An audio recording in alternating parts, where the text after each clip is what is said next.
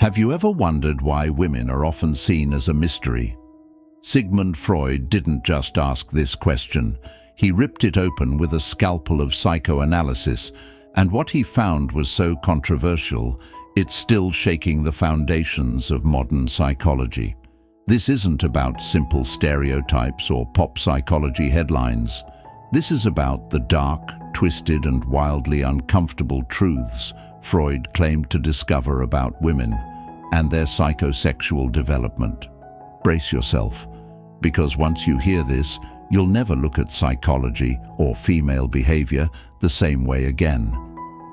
Let's start with the most disturbing confession Freud ever made. The great question that has never been answered is, what does a woman want? Even Freud, the man who practically invented psychoanalysis, admitted he couldn't fully understand the female mind. But that didn't stop him from trying. And what he found, some called it genius, others called it misogyny. But one thing is certain, it was explosive. Let's rewind to Freud's core theory, psychosexual development. He believed that every human goes through a series of stages driven by unconscious sexual desires. But for women, this journey, according to Freud, takes a dark and complicated turn. Stage 1.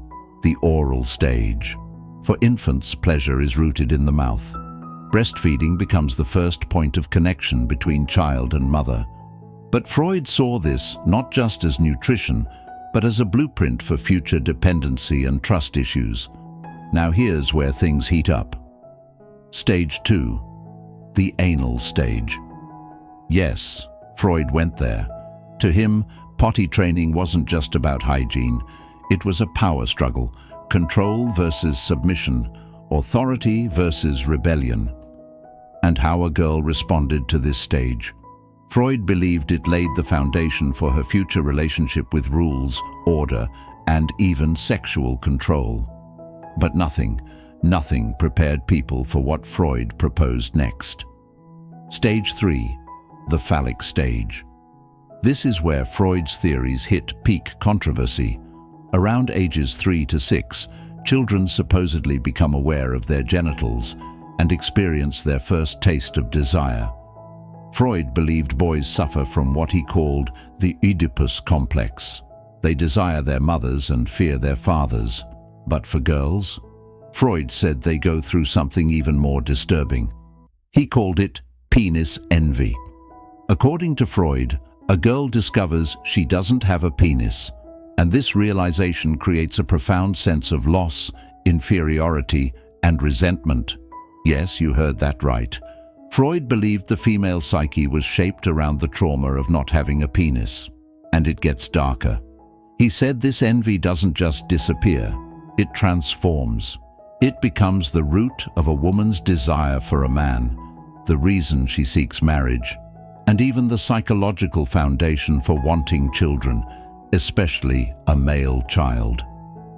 Because in Freud's twisted logic, a woman bearing a son was her ultimate triumph, a symbolic replacement for the penis she never had. Outraged yet, you're not alone. Freud's theories ignited feminist fury for decades, and for good reason.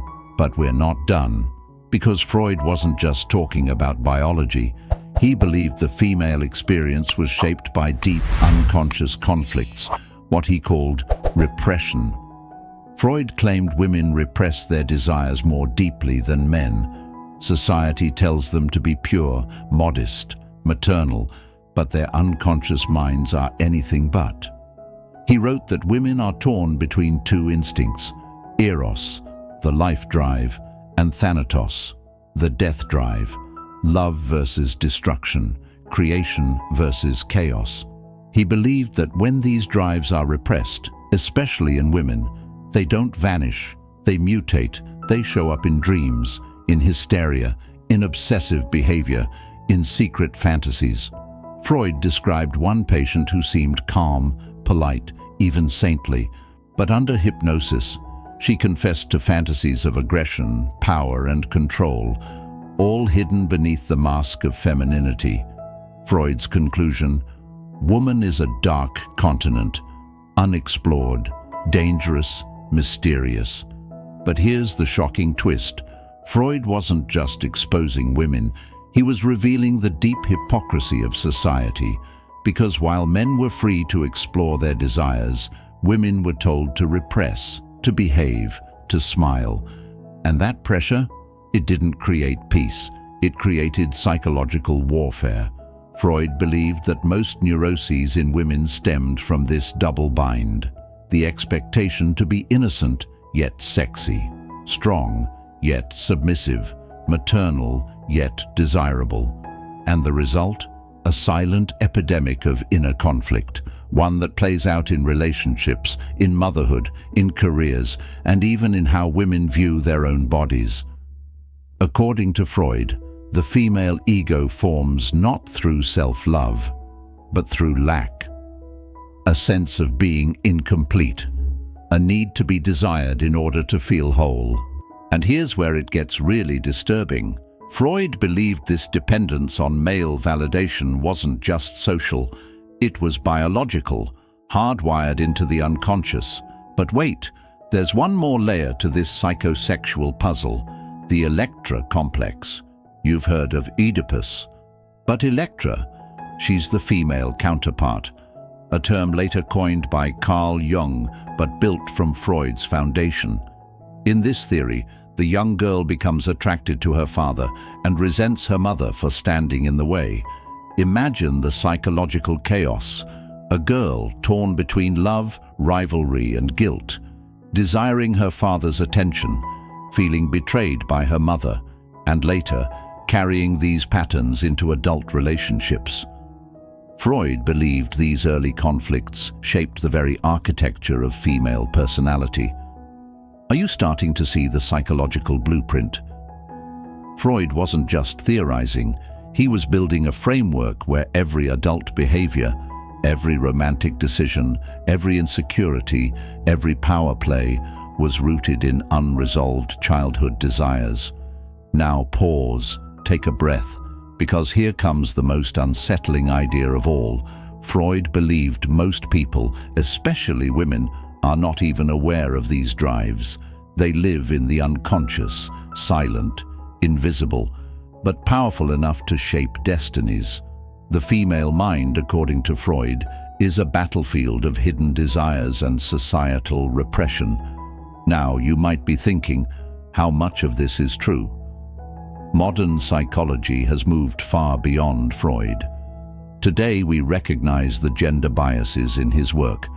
Neuroscience, feminism, and social psychology have challenged his theories again and again. And yet, his influence refuses to die. Because at its core, Freud's work wasn't about being right. It was about asking dangerous questions. What if desire isn't rational? What if childhood never really ends? What if everything, love, guilt, ambition, even gender, is just a mask for something deeper? Freud exposed the unspoken, the taboo, the primal, and when it came to women, he peeled back the polite smiles and cultural norms and revealed a landscape of secrets. Yes, his theories were flawed, sexist, even offensive, but they forced the world to confront the uncomfortable truth. The human mind is not neat, logical, or pure. It's messy, it's raw, it's dark. And for Freud, no mind was more mysterious or more terrifying than that of a woman. Let's go even deeper. Freud's theory of repression became the bedrock of how we understand mental illness, especially in women. He treated women with hysteria, anxiety, depression, not with medication, but by listening, uncovering repressed memories, analyzing dreams. And in nearly every case, Freud concluded that at the root of the woman's pain was unspoken sexual trauma. This was revolutionary and horrifying.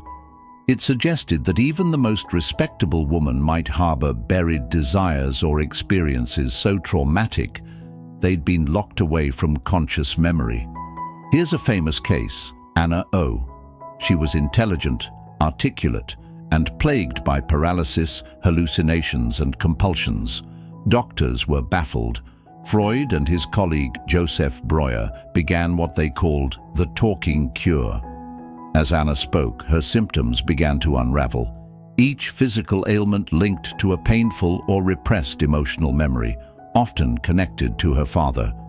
What emerged was a new vision of mental illness, not as madness, but as meaning. And for women especially, Freud's insights cut deep. He argued that when society forbids expression, the mind turns inward and begins to rot.